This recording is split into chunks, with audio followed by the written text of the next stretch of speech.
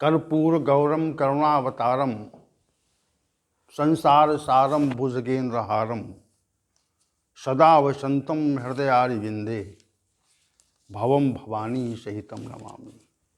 भवानी शंकर वंदे श्रद्धा विश्वास रूपिणों याभ्याम विना न पश्यन्ति सिद्धा शांतस्थमीश्वरम सिद्धा शांतस्थमीश्वरम।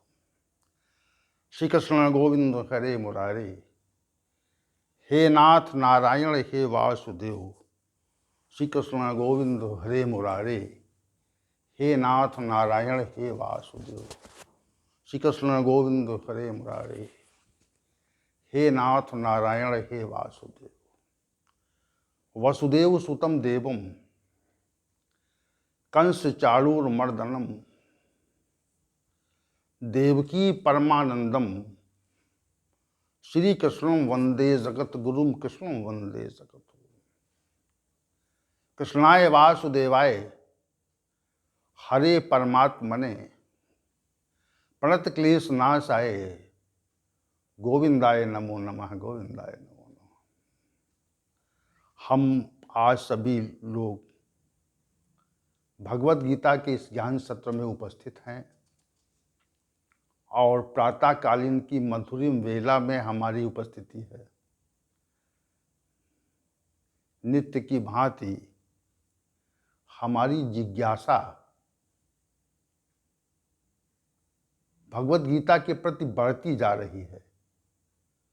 उसका अभाव नहीं हो रहा, उसका सदैव भाव रहता है।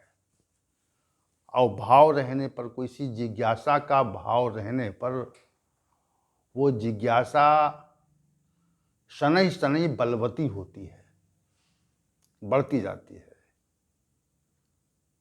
तो जो जिज्ञासा बढ़ती जाती है तो फिर हम उस जिज्ञासा के निवारण के लिए प्रयास करते हैं, उस जिज्ञासा को समाप्त करने के लिए प्रयत्नशील होते हैं और चाहते हैं कि हमारी जिज्ञासा का निवारण हो। किसी भी विषय की जब जिज्ञासा हो जाती है, जानने की इच्छा जब बढ़ जाती है, तो हम उस विषय को और जानना चाहते हैं। चाहे वो सांसारिक विषय हो, चाहे वो आध्यात्मिक विषय हो। प्रत्येक व्यक्ति ये चाहता है कि हमारी जो जानकारी है, हमारा जो ज्ञान है, वह नित्य बढ़े।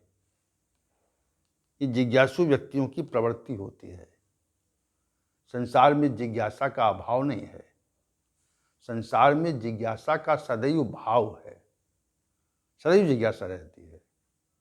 किसी क्षेत्र में हो, प्रत्येक क्षेत्र में जिज्ञासा रहती है और जिज्ञासा के कारण ही नवीन अन्वेषण होते हैं, नई खोजें क्यों होती हैं? क्योंकि हम उस विषय को और अधिक जानना चाहते हैं। और अधिक जानने की इच्छा से ही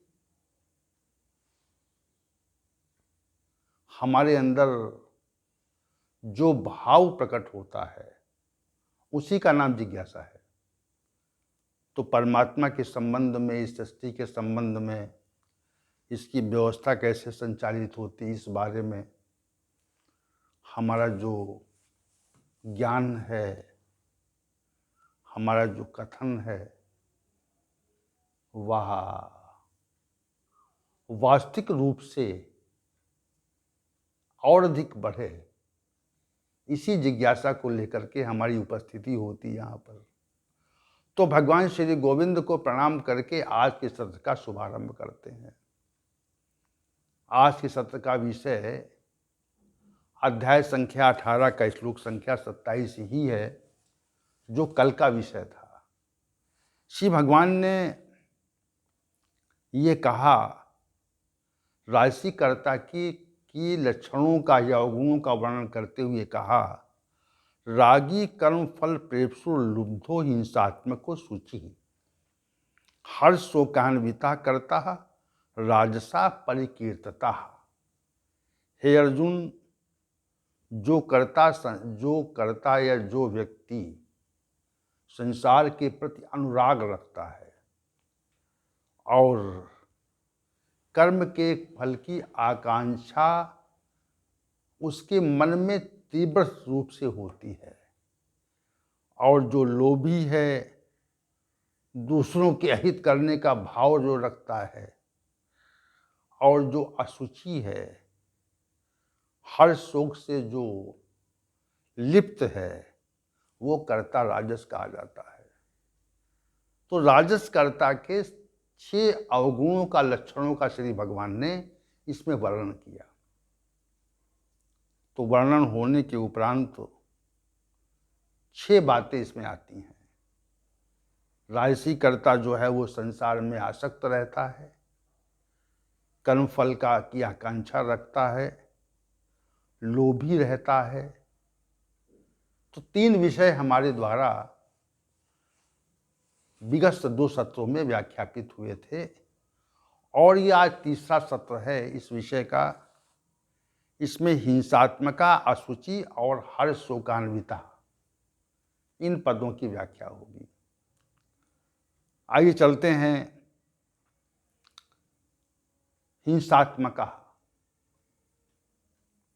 राजसी कर्ता के मन में दूसरों के अहित की भावना रहती है। विशेष बात क्यों रहती है? क्योंकि राजसी कर्ता रजोगुणी स्वभाव के अनुसार रहता है और रजोगुणी स्वभाव के कारण ही उसके मन में दूसरों के अहित का भाव रहता है। दूसरों के प्रति हित का भाव, ये सात्विक कर्ता का लक्षण है। सात्विक कर्ता के अंदर दूसरों के प्रति हित का भाव रहता है कि उसका कैसे ही कल्याण हो, कैसे उसका हित हो जाए किसी व्यक्ति का। ये सात्विक गुण के कारण होता है। राजसी कर्ता के अंदर जो हिंसात्मका की प्रवृत्ति होती है वह सामान्य रूप से प्रकट नहीं होती। सामान्य रूप से आपको दिखाई नहीं पड़ेगी। वो जो प्रवृत्ति है दूसरों को कष्ट देने की, वो सामान्य रूप से दिखाई नहीं पड़ेगी। वह अंदर रहती है। तमोगुणी व्यक्ति में वो प्रवृत्ति बाहर आ जाती है, वो प्रतीत होती है। 2 तथ्य यहां पर हैं। एक तो किसी के अहित करने का विचार मन में रखना, और दूसरा उस विचार को क्रियान्वित करना। तो जो क्रियान्वयन होता है वो तमोगुण की वृद्धि के कारण हो जाता है। इसमें विलक्षण बात यह है कि तमोगुणी व्यक्ति भी दूसरों का अहित बहुत विकृत भाव से कर रखता है। दूसरों के प्रति अहित की जो भावना है वो विकृत स्वरूप ले लेती है। राजसी गुण धर्म वाले व्यक्ति के अंदर इतना विकृत स्वरूप दूसरों के अहित के का नहीं रहता तो है। हिंसात्मका जो श्री भगवान ने कहा, वो हिंसात्मका का जो भाव है कहने का कि राजसी कर्ता अपने को दूसरों के अहित की भावना से विलग नहीं कर पाता। भाव रहता है उसके अंदर, और जब भाव रहता है उसके अंदर, तो निश्चित रूप से उसका जो आधार है उसका जो आधार है या क्यों रहता है, ये भाव क्यों रहता है भाई? किसी के प्रति हमारे अंदर अहित की भावना क्यों रहती है? अहित की भावना रहने के कई कारण हैं।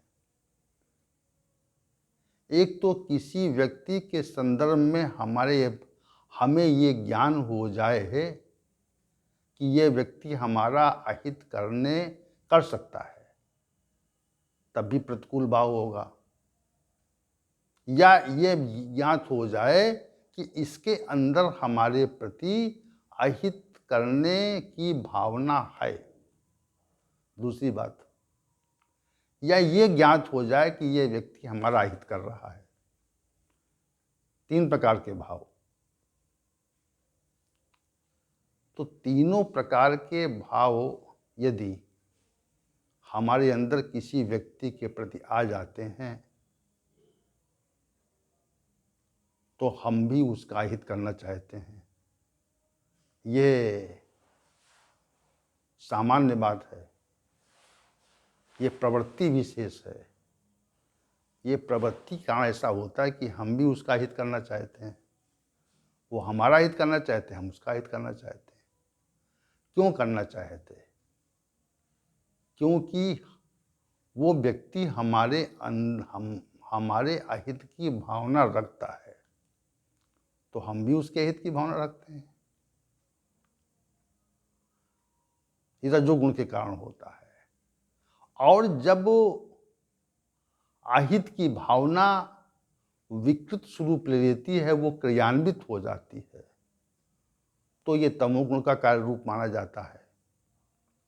कोई व्यक्ति हमारे अंदर हमसे द्वेष करे, अहित का भाव रखे, और हमारे अंदर उस व्यक्ति के प्रति कोई भी अहित का भाव ना आए, तो समझना चाहिए कि हमारे अंदर सत्वगुण बढ़ा हुआ है। सत्वगुण विलक्षण रूप से बढ़ा हुआ है। कोई व्यक्ति हमारा अहित नहीं कर सकता, ये सिद्धांत है। कोई व्यक्ति हमारा अहित करने में सक्षम नहीं है।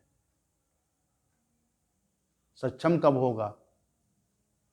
सक्षम तब होगा जब हमारे कर्म ही प्रतिकूल परिणाम देने लगेंगे। कोई व्यक्ति आपका हित करना चाहे तो नहीं कर सकता। अहित तभी कर पाएगा वो जो आपके कर्म प्रतिकूल परिणाम देंगे। प्रकृति के द्वारा अहित किया जाता है। इसको आप समझ लें। समझ में तो बात नहीं आती है। ये बात सामान्य रूप से हमारे गले नहीं उतरती। हमारे कर्म ही हमारा प्रतिकूल परिणाम देते हैं, हमारे प्रति प्रतिकूल परिणाम देते हैं। वैसे प्रतिकूल परिणाम नहीं होता। प्रतिकूल परिणाम तभी होता है जब हमारे कर्म ही परिणाम देने लगते हैं। प्रतिकूल कर्म तो शास्त्र का उल्लंघन करके जिन कर्मों का संपादन हम करते हैं, तो वे कर्म फल ही हमारे प्रतिकूल परिणाम देने लगते हैं। कोई व्यक्ति नहीं देता। वे परिस्थितियां और वे संयोग सब कुछ प्रकृति के द्वारा निर्मित किया जाता है। और जहाँ पर निरपेक्ष भाव है कि प्रकृति के द्वारा हो रहा है, तो फिर हम किसी के प्रति अहित का भाव नहीं रख सकते। वो भाव समाप्त हो जाता है। तो यहाँ पर श्री भगवान ने कहा कि हिंसात्मक, जो राजसी कर्ता होता है उसकी प्रवृत्ति हिंसक होती है। दूसरों के अहित का भाव उसके अंदर रहता है। क्यों रहता है? इसीलिए रहता है, इसी कारण रहता है क्योंकि रजोगुण का प्रभाव उस पर है। रजोगुण के प्रभाव से उसमें जो प्रवृत्ति विशेष होती है वह दूसरों को कष्ट देने के भाव से भरा रहता है। रजोगुण से कष्ट देने के लिए प्रेरित करता है। चूंकि हम भाव से भरे हुए हैं, रजोगुण की प्रखरता है, प्रबलता है, तो रजोगुण की प्रबलता और प्रखरता से मनुष्य दूसरों के प्रति अहितकर भाव रखता है, रहेगा। तो ये जो राजसी करता है उसके अंदर रजोगुण की प्रबलता रहती है। रजोगुण की प्रबलता के कारण वो दूसरों के अहित का भाव उसके अंदर रहेगा ही, वो निकल नहीं पाएगा। तो राजसीकर्ता को कैसे पहचाने आप? जो व्यक्ति दूसरों के प्रति अहितकर भाव रखता हो तो समझना कि राजसीकर्ता है। राजस की सक्रियता उसके अंदर है और राजसी सक्रियता होने के कारण ही उसके अंदर दूसरों के प्रति अहित का भाव उत्पन्न हो गया है। वैसे उत्पन्न नहीं हुआ है, कारण है उसका कारण है एक। कारण क्या है? कारण रजोगुण है। राजसीकर्ता रजोगुणी होता है। तो चौथी बात ये कही, हिंसात्मका, हिंसा का भाव रहता है, दूसरों के प्रति अहितकर भाव रहता है राजसीकर्ता के अंदर। और जो पांचवी बात कही, अशुचि ही, शुद्धि नहीं रहती। शुद्धि दो प्रकार की है, एक बाह्य शुद्धि, एक आंतरिक शुद्धि। बाह्य शुद्धि में स्नान आदि से हम निवृत्त होते हैं, अपने को शुद्ध रखते हैं। स्नान आदि से अपने के शरीर को धोते हैं, वस्त्रों को शुद्ध रखते हैं, मलमूत्र के त्याग के उपरांत हाथ मुंह का प्रक्षालन करते हैं, धोते हैं। ये सब तथ्य उसमें आते हैं अशुचि में। तो ये तो बाह्य शुद्धि है। और किसी के प्रति जो प्रतिकूल विचार है, अहित की जो भावना है, जो हिंसात्मका और शुचि लगभग एक ही है। आंतरिक जो शुद्धि नहीं होती, आंतरिक जो प्रतिकूल भाव किसी के प्रति रहता है, तो वो भी अशुचि ही है।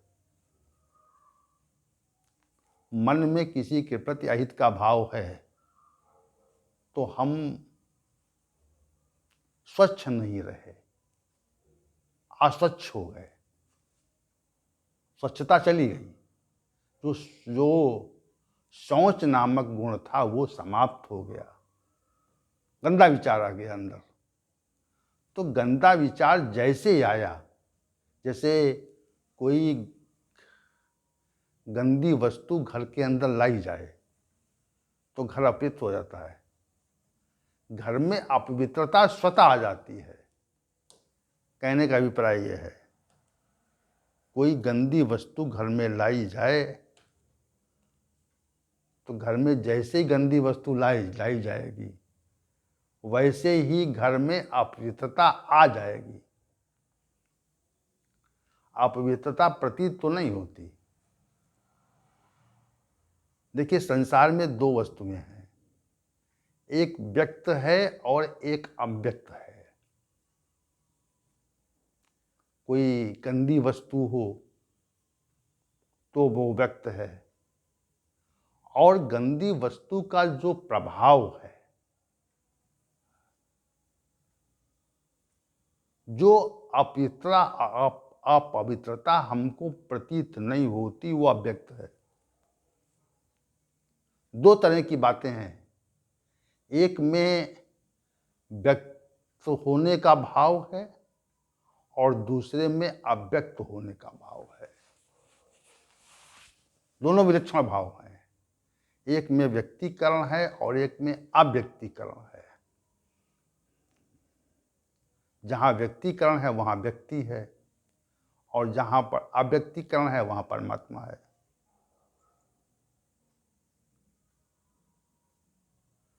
तो गुण और अवगुण या दुर्गुण दोनों व्यक्त भाव में भी रहते हैं और अव्यक्त भाव में भी रहते हैं। वस्तु गंदी है तो वो दिखती है गंदी वस्तु है। गंदी वस्तु को हम घर से बाहर निकालना चाहते। क्यों निकालना चाहते? गंदी वस्तु को हम घर से बाहर क्यों निकालना चाहते? ताकि घर पवित्र हो सके।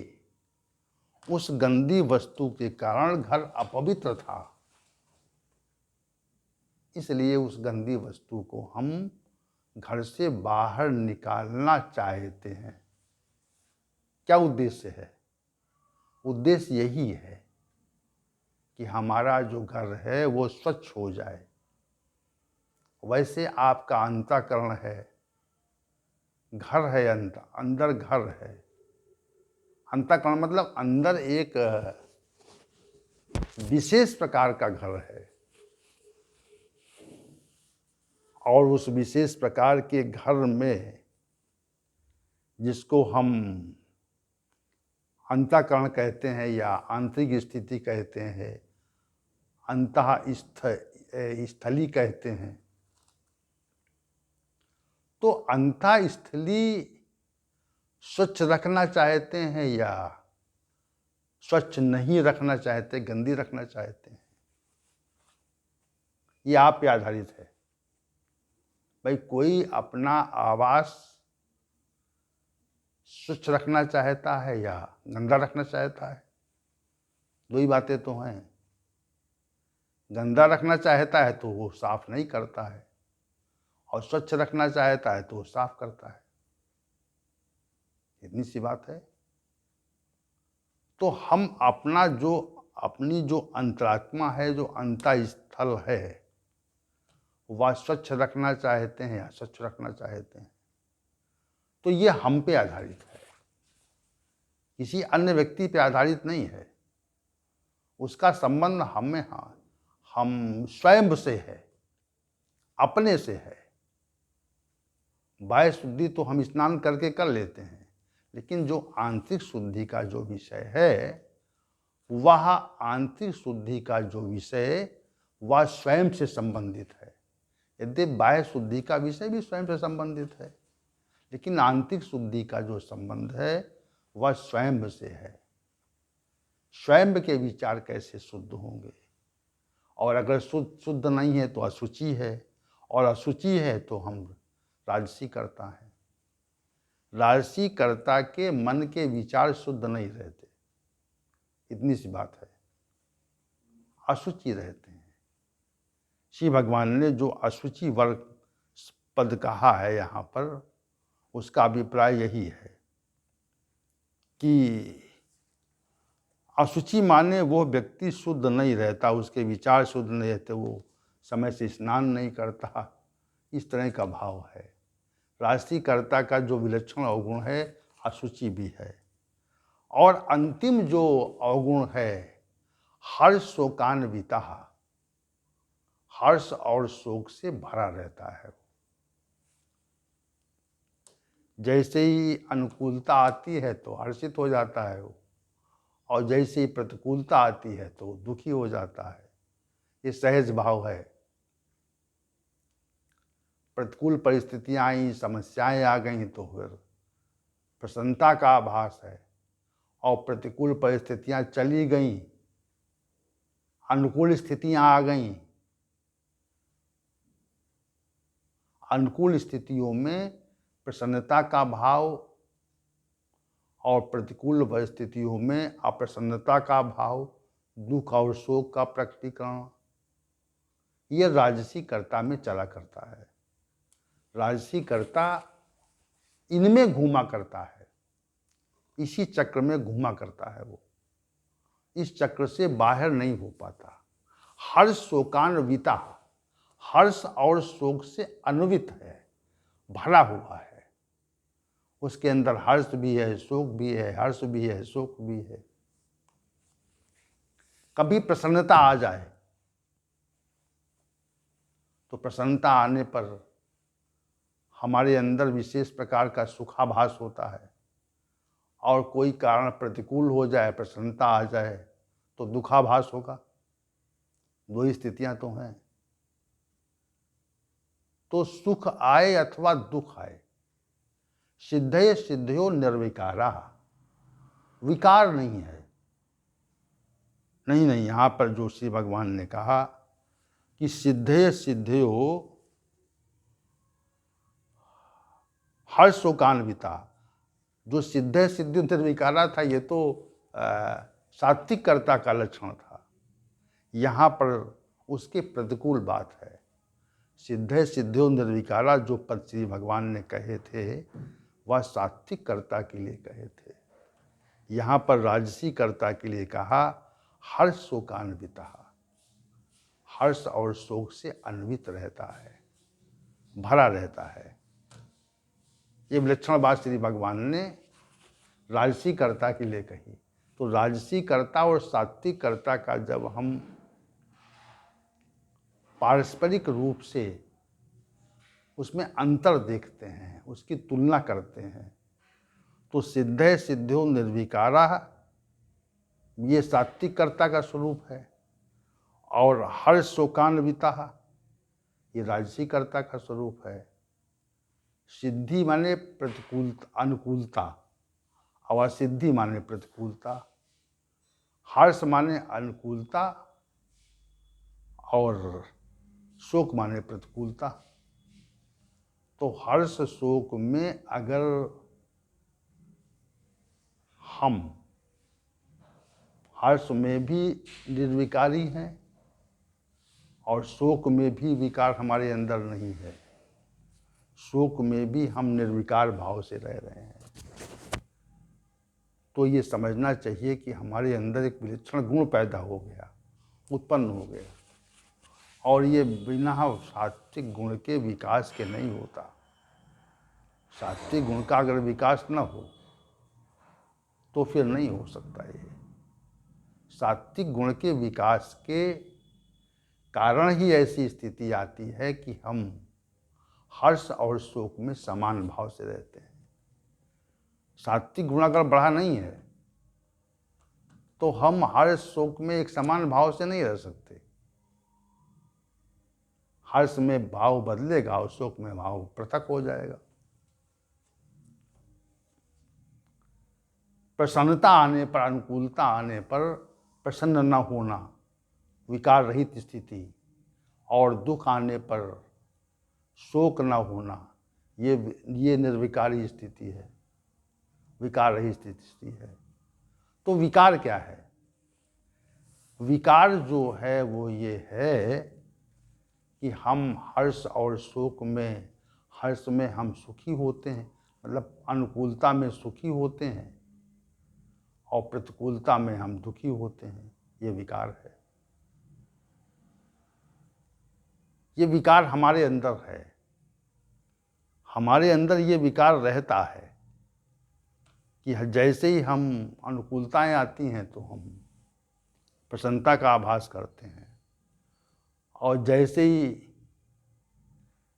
अनुकूलता चली गई, प्रतिकूलता आ गई, तो दुख का भाव आ जाता है।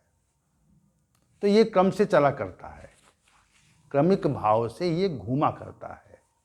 कहने का अभिप्राय यह है, क्रमिक भाव से ये सब घूमा करता है अपने आप। इसमें कोई हमें प्रयत्न नहीं करना पड़ता, ये भाव स्वतः ही घूमा करते हैं। हर्ष आया, शोक आया, हर्ष आया, शोक आया, दुख आया, सुख आया, तो ये क्रम से चलते हैं। इनमें हमको निर्विकार भाव से रहना चाहिए, तो सात्विक करता है, और अगर सुख दुख का आभास करते हैं तो राजसी करता है। ये बात श्री भगवान ने राजसी कर्ता के लक्षणों का वर्णन करते हुए कही। तो इसमें श्लोक संख्या 27 में राजसी कर्ता के विलक्षण 6 अवगुणों का वर्णन हुआ। 6 लक्षण कहे। रागी होता है, कर्मफल की आकांक्षा करता है, लोभी होता है, दूसरों को कष्ट देने वाला होता है, अशुचि रहता है और हर शोक से वो भरा हुआ होता है। हर्ष भी रहेगा, शोक भी रहेगा, हर्ष भी रहेगा, शोक भी रहेगा, ये भाव रहेगा उसके अंदर। तो ये राजसी कर्ता को श्लोक संख्या 27 में परिभाषित किया गया और श्लोक संख्या 28 में श्री भगवान ने तामसी कर्ता के संबंध में विशेष बातें कही हैं। तो कल का विषय हमारा श्लोक संख्या